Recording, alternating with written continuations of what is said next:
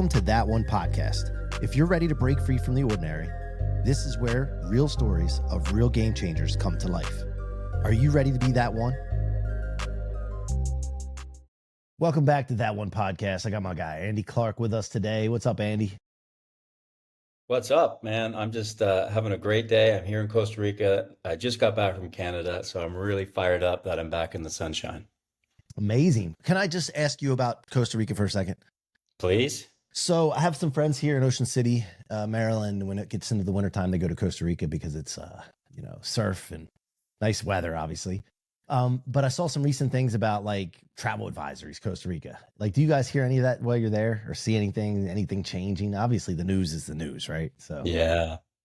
No, I don't see anything changing. I mean, there are seedy people wherever you are in the of course. world. There are people that are up to no good wherever you are in the world. If you're not looking for trouble, you're not going to find trouble in Costa Rica. Put it Yeah. that way. Yeah. Yeah. Yeah. I mean, it's probably more dangerous in New York or LA or Washington, DC or Yeah, 100%. yeah. Yeah. Yeah. I mean, there in Canada too, travel advisories. I think that the Costa Rica is being linked to some more, drugs than it used to. I think as there are crackdowns in other countries, maybe they're trying to bring it a little bit more to Costa Rica. I don't know anything about it. But I think that's what has led to the travel advisories. But I live here, I've lived here for 3.5 years. I don't see it. It's super safe. I brought my Yeah. kids here, my family's here. So no, it's all good. Come to Costa Yeah. Rica. Awesome. I want to come to Costa Rica then. I got to come and see my guy, Andy. You Yeah. So you're a do. business strategist, but so you're not strategizing with the cartels or drug dealers business. Well, You're I doing can't up in I can't business. talk about that. I can't talk about it. Yeah. So you stay away from those. All I right. do. Yeah. All right, Yeah. man. Well, yeah. So how did you get to Costa Rica in the first place, man? Let's get into that. Yeah, COVID made a lot of people reevaluate a lot of things. And in the middle of COVID, didn't really like how the Canadian government was sort of handling things. And so in the middle of it, kids weren't going to, weren't going to school anyway. My business is can be done remotely, although it wasn't as much remote then as it is now. But anyway, long story short, we had the ability to take our kids and go travel for 6 months in the middle of COVID, and we went to Costa Rica, went to Mexico. And before we went back to Canada, we said, hey, why don't we make this permanent? So sold our house. My Hold wife on, had a hold, business, hold on, sold her hold on, business. hold on, Oh, hold on, okay. Am hold I on. going too fast? Yeah, no, because I'm going to chime in here or there. Okay, so Right. I'm just imagining. Obviously, when I listen, I think about my situation, right? And I'm thinking Okay. about like, how would this conversation go down, right? Like, what could you ever imagine leaving Canada, or was that something you talked about prior to COVID? And like, this could be a No, reality, or it's never, like, never on the radar. Never on the okay, radar. I mean, so we used to like, when you think back on it, like my wife and I would take our 1 week down. We'd get our grandparents or somebody else to look after the kids. We'd take our 1 week. We'd go lay on a beach somewhere, and that was our life. We'd look forward all year long to this 1 week on a beach, get out of the cold, and then it just dawned on us like, what's stopping us from making this our life and then traveling back to Canada a couple times a year? Like, why couldn't we do that? Never thought about it before, but then, as I said before, COVID made people reevaluate or take a look at what's going on in their lives, and it allowed us to ask some questions that we never asked ourselves before. Um, and quite truthfully, when we took off for 6 months to go travel around the winter of what was it, 21 into 22, we didn't expect to make it permanent, but it just that we just kind of fell in love with the lifestyle, and I was able to work the whole time. Like I was able to, meet with my clients virtually, and even if I was still in Canada, I wouldn't going to be able to go to their office like anyway for the most part. So like, what was the difference? right. And then one of the great things, perhaps the only great thing about COVID, was that it made virtual kind of business, doing business virtually, it made it mainstream. And so it really took the last barrier away from being able to do that, to move. So anyway, we did it. Yeah, and Haven't looked back. the cost of living is a lot better, isn't it? So that depends. It depends. For Americans, I'd say yes. For Canadians, it's about the same because the Canadian dollar isn't worth as much as the American dollar. And the Costa Rican currency has really appreciated since COVID. So I wouldn't advise, and I say this all the time, I wouldn't advise Canadians to move here if they're looking to like reduce their cost of living. If you want to maintain this kind of the same standard of living, it's about the same. Americans, if you're able to sell your house in a good market and put some cash away, I think definitely it'd be less here. But for most Canadians, it's about the same. Okay, gotcha. And then a house, like if you had I don't know, a 3 or 4 bedroom house, 3,000 square feet, 4,000 square feet, like what does that kind of cost there? Not no, not on the Yeah, water, well, but yeah, it all depends, right? Because you yeah, got, how close are you to the beach? You have a water view, you do not have a yeah. water view, and all that stuff. So what was the exact question? So like a Like three, what's a rough cost for a house like that? Like in a decent area, not necessarily by the yeah. water. So I mean, uh, for less than $1 million US, you can get a beautiful house. Not necessarily like on the water or Right. even with an ocean view, but we have a mountain view where we are, a volcano view. It's Oh, beautiful. nice. We can, if I want to, I walk to the end of my street and I can look at the ocean. And we were less than $1 million. So, and Gotcha. a Nice. nice big house, 4 kids. Yeah. So, Nice. yeah, Yeah, that's yeah. awesome. I can imagine, man. I can imagine. Well, look, all right. So you're in the business strategist world, wrote a book or many. I don't know how many books have you written. I've written two. I've written Two. two books. Yeah. And how did you get into this in the first place? Into what? Into being a Into, business strategist. Like, did you have a yeah. business first, or like, Yeah, so like, I practiced law for 10 years. I was a business lawyer in Canada, and I tried it a few different ways. I was in a big firm, I was in a small firm, I was in-house, and I just realized after about 10 years that, you know what, this was not why I was put on this planet, was to be a business lawyer. Not that there's nothing wrong with it, and nothing against business lawyers. They serve a valuable function in society, but it just wasn't for me. And so then once I figured that out, I was like, okay, well, if that's not for me, what is for me? Didn't really know. I was fortunate that my wife ran a business in the healthcare sector, and she had some growth plans, and we realized that, hey, Shelly, my wife, like you're really good at big ideas. You're a really good leader. You're really good at dealing with your clients. If you want to grow, maybe I can help you because I'm really good at like focus and execution. And if you tell me what you want to accomplish, I can lay out the roadmap to help you get there. And that's what I'm naturally really good at. And so we did that, and we grew this business, and that worked pretty well. And then I tried my hand at a few other things, entrepreneurship. I managed a business in the healthcare industry for a few years. Sorry, in the financial service industry for a few years. And then at about 20 years in, I'm like, okay, like what's the next step for me? I feel like I really know some stuff now. I've made a lot of mistakes.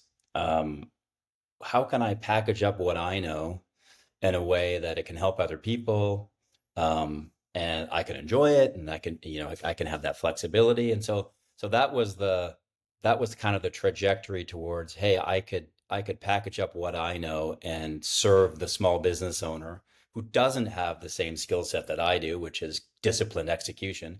They're really good at big ideas and at leadership and at making relationships, and that's what's got their business this far. But what they're missing to take the business to the next level is that focused execution that I can bring to the table, and kind of that's how I got into it.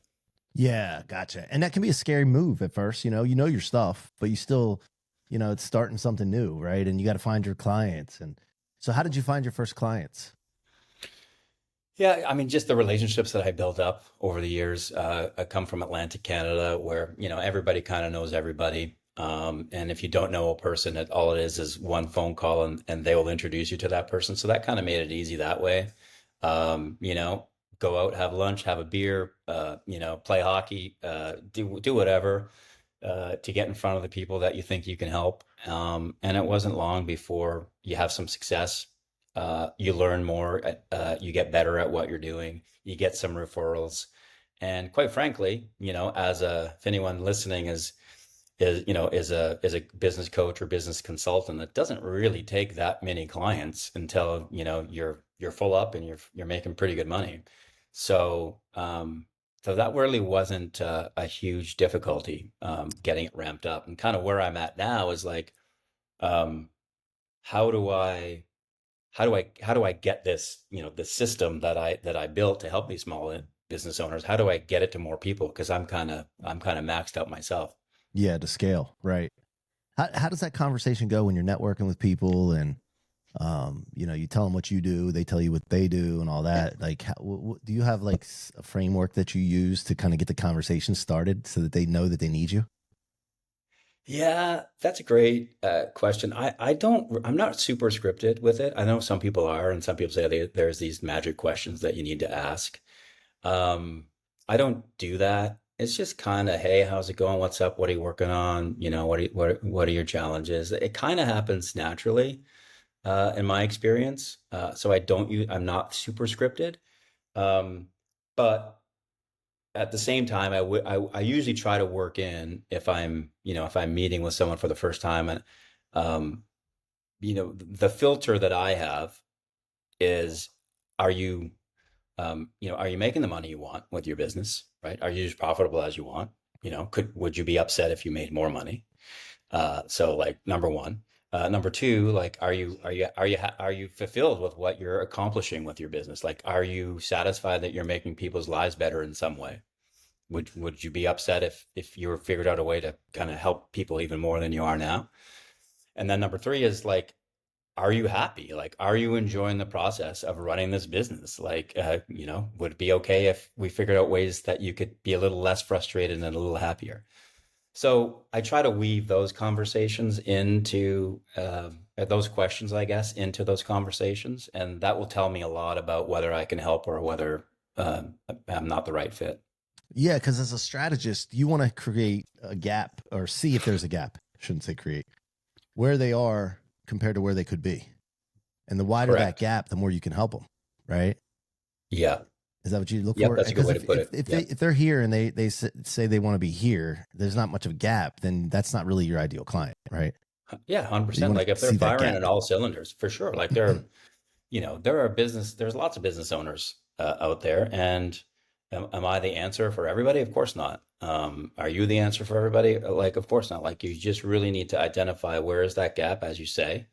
And then, do I have the tools and the skill set, and am I at the right price point for them at their evolution? Does it make sense to work together? Yeah, And usually the answer is pretty obvious. Does it make sense? Yes or no? yeah, yeah. And it's not just if they're firing on all cylinders, right? Isn't it also their vision? If their vision's big enough, because if their vision's not big enough, maybe you can work with them on creating a bigger vision, right? But Yeah, well, correct. Because that's why if are you making the money you want to make? Yeah, I'm fine. Are you making like they might be tempted to be like, yeah, if my vision is here, I'm meeting that vision. So then it's about, well, what right, if it was a little bit better? Like, what if, just imagine for a second, if you were making twice as much money as you are now? Like, just imagine, would that be okay? What yeah, if there was a way that we could get you there? and still So, and still not sacrifice your time, right? 100%. Right, Yeah. and the fulfillment. Because one of the things I Yeah. noticed about you when we talked, and I really enjoyed this, is that you're not just focused on making them more profitable, right? You're focused on impact and Yeah. enjoyability, Yeah. which life I is don't so know if that's a short, word, brother. but I like it. Let's go with I make my own words up, yeah, it. and then they put them in a dictionary. So I don't know. No, hey So man, I like yeah, it. yeah. I mean, at the end of the day, man. Like life is so short, and if we have the ability to help people be more impactful and enjoy life more, Yeah. it's like a obligation in a way, right? Well, yeah, I mean, interesting you say that word. Like, I am feeling like compelled now that I've seen that this system that we've built, I've seen it work enough, and I've seen people's lives get better enough that it's like, okay, like, is there an obligation to figure out ways to get it in more people's hands, right? And I think the answer is yes. Nobody wins by playing small, so like, let's go out and try to figure out the best next step in order to do that.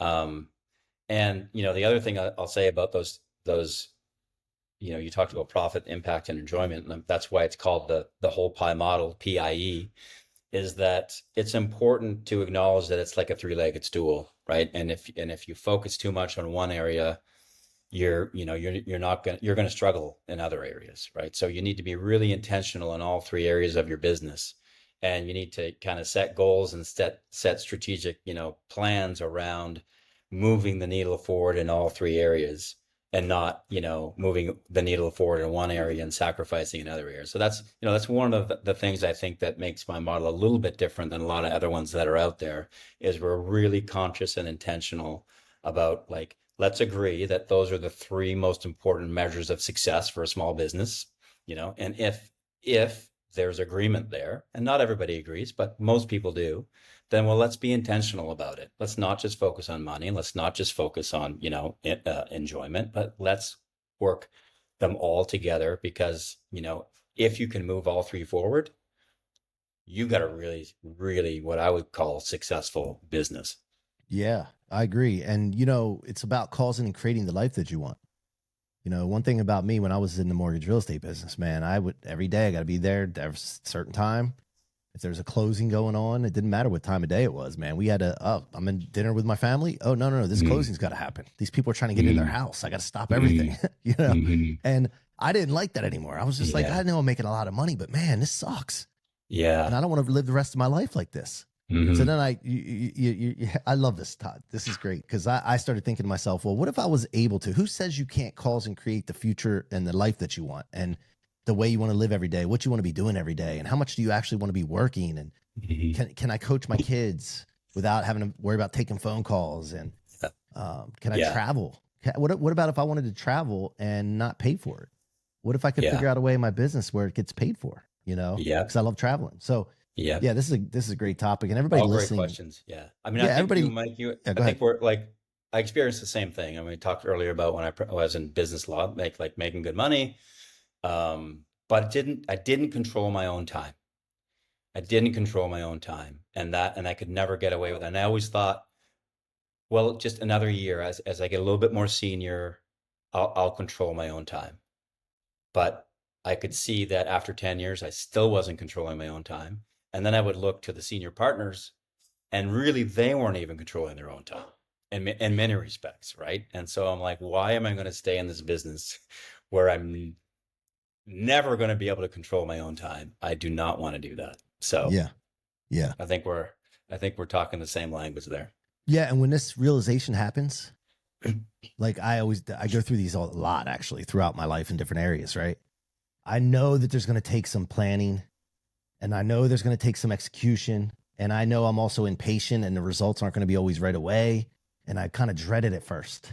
I'm like, oh God, why are you doing this, C-Roc? Why are you doing this right now?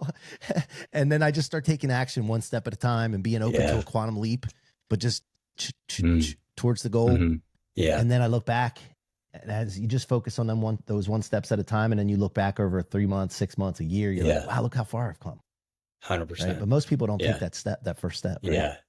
Yeah. It literally is. It's just one step at a time. And I think importantly, even if it's not the perfect step, right? Even if it's not, even if it's the wrong step, it's a step that will allow you to at least learn that you made a mistake, and maybe you should have stepped over here. But but inaction or status quo, or hoping that things will be different even if I don't make any changes, that's no good. So just that one step.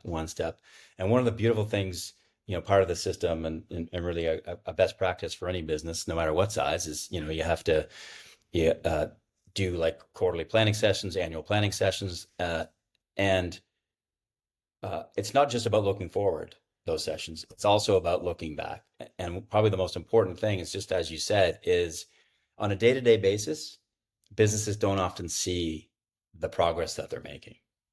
But when you look back every 3 months or every 6 months or every year, you literally take stock of, holy smokes, look at what we did just by putting one foot in front of the other every single day for 365 days. Look how far we came. Yeah. I experienced this recently. We, last year we hit a number in revenue, and I was enjoying myself, by the way, too, and being impactful. Hey, dude, I had the pie thing going, money's baby. Important. It's important, baby. You got to make it. You can't keep the lights on if you don't have it. 100%. Because as I was going and the revenue was going, I was just reevaluating. I don't want to continue to do this if I'm not going to have the other two, like you're talking about. Correct. And I didn't understand necessarily call it the pie thing. I just knew that I had a life that I wanted to live. Yeah. And then this year we doubled revenue, 100% increase. And then I was thinking to myself again, okay, how can we continue this trajectory, but also understand that I want to enjoy it and I want to be impactful. It's not going to be just transactional. And, but the point you made, and I make this up, I talk about this a lot, like taking a second to look back and really assess what you've done and how far you've come. And what it does is it reinforces what you're doing, that it's working. Because sometimes, and by the way, I don't know about you, but like the holidays come around, I'm not a fan of the holidays, honestly. I'm just not, especially when they fall right in the middle of the week, because people decide to take off and they're just like, and if you want to take off, fine. I'm all about building momentum going into the new year. And when Christmas falls right in the middle of the week, I'm like, oh man, I got to fill in these other days, man. And I love what I do, so I don't care, but you got to fill in these other days now because we got to make up for those. This is ridiculous, and then we'll have a slow period. And I'm just like, all of a sudden it'll be a little slower naturally because people are taking off. And then a thought comes to my head. Is what we're doing really working to get business? Like our business development, is it really working? But what you're saying is when you look back and see how far you've come and how it's working, it just reinforces and gives you confidence again to keep going and stay the course. Right. Yeah, no, I think that's 100%. And also, what didn't work, importantly as well is what, we tried this thing. I working with a business actually just finished their annual planning when I was with them in Canada. And like they had this great big initiative that they launched this year and they stopped it this year. Like within 6 months, they understood that this is not where we should be. This is not what we should be doing. Took a lot of guts, right? To not, to put all that time and investment into this new initiative and then to understand and realize by looking at their data and talking to their customers and blah, blah, blah, that, this isn't the right thing for us. So they learned that lesson. That's almost as important as doing everything right. You gotta being look willing to back cut to your see losses, right? Yeah, Eventually you got to cut your losses. So many people stay in something too long. And I always say correct. this, quitting is not the bad thing. No. What you quit is the good or bad thing. Yeah. And people are so afraid to quit because of the connotation on the word quit. Right. Well, yeah, and throwing good money after bad, like just because you made this decision, which was based on data, and we, went into it with eyes wide open, thought it was going to be the right thing, but that the data then told us that it wasn't panning out as we thought. Yeah. So what are you going to do? Hope that it gets better over time, or shut it down? And so the business owner, to his credit, just said, we got to stop this before it gets worse. Yeah. And then, there's so many times too, where, entrepreneurs go and see other things that they could be doing. Oh, we can make money here. We can make money here. We can make money here. And then they disperse their attention. How many times do you run in that when you're working with someone that they just have too many, things in the fire, right? Too many shiny objects. Well, I think it comes back to, we talked earlier about what makes an entrepreneur successful. It's because they have lots of great ideas, right? And they're willing to act on them. And they're energetic and they're risk takers. But the same skill sets that make you a great entrepreneur also kind of prevent you from executing properly on having that big idea and actually seeing it put into reality someday. That's the skill set that, for the most part, I see that's missing in a lot of small businesses, and it only really shows up around, like, I work with businesses, but like 1 million to 5 million is in annual revenue is kind of like the rough benchmarks of where businesses tend to see this. So the business has gotten to a stage, they've had some success, they have customers, they've been in business for 3+ years. And now they're kind of, what's next? What got them to this point isn't going to get them to the next point, because you can't keep chasing shiny objects all the time. So that's where kind of this system gets dropped into the small business, and it instills that discipline execution into the business. It doesn't turn the business owner into an expert at execution, because that's not what they're naturally good at. It's basically they're outsourcing disciplined execution into their business, to me and to the system, but we actually drop it into the business so that when I'm gone or anyone else that's using the system is no longer there, it still works, right? It still works because you've created that amongst the team. And um, and that's important because small business owners, a lot of them that I have worked with, they get a little bit initially resistant to this idea of structure, right? Because it's not natural. Structure they feel like is going to constrain them. But really, when you get that structure in place, it actually has a reverse effect of actually freeing you up. It frees up creativity because you know the foundation is in place, and you know you're not going to hit the Titanic, or that you're not going to hit the iceberg if you're the Titanic, and then it frees you up to be creative and to do all those things that you want to do. So so it's really interesting that that kind of dichotomy. I'm not trying to turn a business owner into something that they're not. I'm not trying to make them do things they don't want to do. But what I am trying to do is help them get that structure into their business to allow them to keep doing the things that they're doing. Did I Yeah. explain that right? Does that make Yeah. sense to you, No, Mike? yeah. It's a Yeah. founder syndrome where they think they got to do everything because nobody can do it better than them. Then they Hmm. don't end up delegating and they stay in doing things that's not in their genius, low leverage items, or things that they don't like Yeah. doing.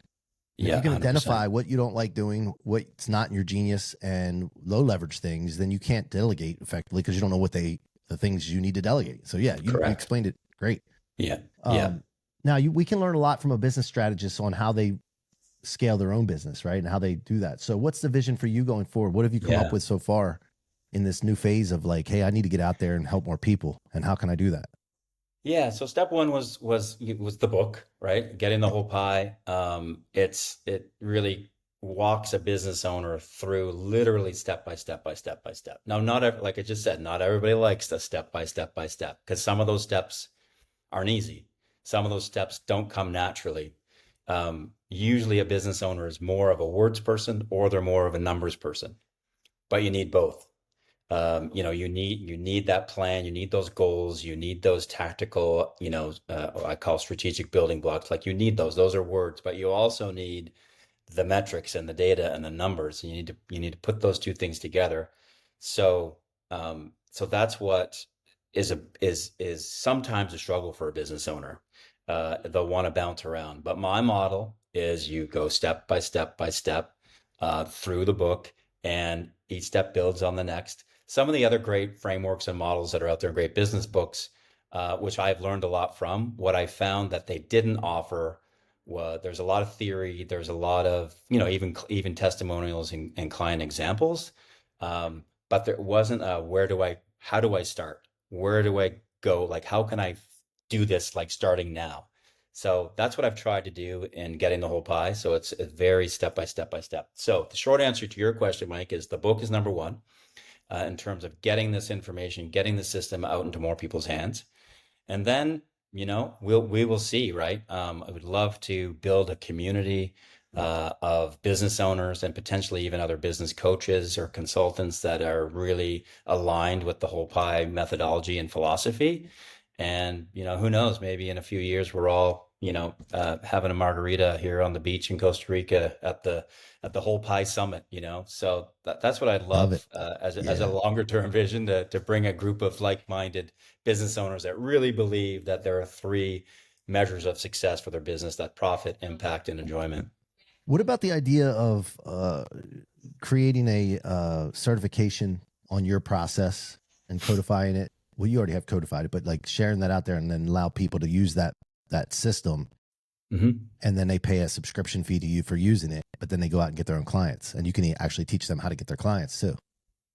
Yeah, 100%. That's part of it because, as I said, I can't meet sort of the demand but personally. The exact model is kind of in development, but yes, it is to certify licensed coaches who might want to use that methodology. We support on the business development side, on the training side, build that community. So 100%, the exact nuts and bolts of what that model looks like, we will see when the time is right, but it's definitely something that I'm open to. Yeah, I love it, man. Well, I'm here to support you any way I can.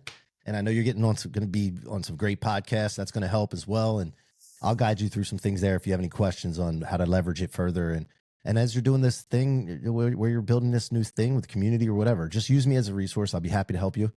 I just love this stuff. It's like a passion of mine. It's like some people like, playing poker and some people like playing golf and all that. I love doing this as a hobby too. So Yeah. Yeah. But I love it, man. So where can people go deeper with you? They can find me on LinkedIn. That's kind of my go-to spot. Andy Clark's on LinkedIn, and they can find me at thewholepiesystem.com. That's the website that will tell you all about the system and how you can get involved and all the great things all the great ways that it can help a small business owner. There's also a section there about if you're interested in becoming a coach and certified in the method, you can reach out to me that way as well. Oh, so And you then already have that on there. I love it. I love that idea. yeah, no, I have Yeah, it. Like that's great. that's the vision. That's the vision. But I'm kind of person, Mike, who's like, I don't try to like pretend that I have it all figured out when I Of don't. course. And I'm quite, I don't have it all figured out. I know that there are people out there that I haven't met yet that are going to be a big part of my story going forward. And that's exciting to me. So if you're one of those people and you're listening, you reach out and we'll have a conversation. And then the last place kind of I'll direct people is on Amazon. You can find Getting the Whole Pie if you really want to dive deeper and actually, see what the system is all about. Hey, man, I'm a fan. I like what you're talking about, and you're going to help a lot more people, and I'm excited for you, man. So great job, Andy. Thanks so much, Mike. It's been a pleasure getting to know you as well, and I look forward to more fun in the future. Thank you, man. Thank you. And thank you for your time today. Hang tight while I wrap this up, folks. That's this episode of That1 Podcast with your boy C-Roc from my home studio today. Sometimes you'll see us out on the road as we tour the country with That1 Podcast. Keep coming back. Make sure you go check Andy out, follow him on LinkedIn, connect with him, and make sure you hit the follow or subscribe button at the top of your favorite podcast platform. And until next time, be that one.